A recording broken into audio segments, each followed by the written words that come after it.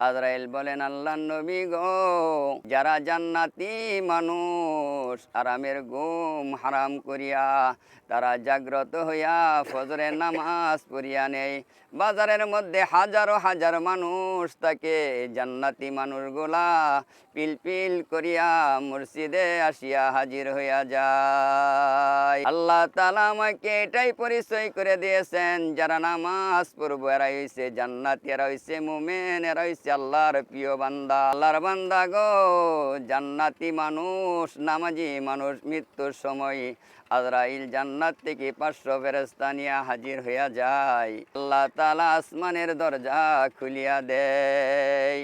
ওই নামাজি বান্দা আকাশের দিকে তাকায়া, আসমানের দিকে তাকায়া থাকে, জান্নাতের নিয়ামত দেখতে থাকে। এই মুহূর্তে আল্লাহ পাকের ফেরেশতা আজরাইল জান কবজ করিয়া নেয়।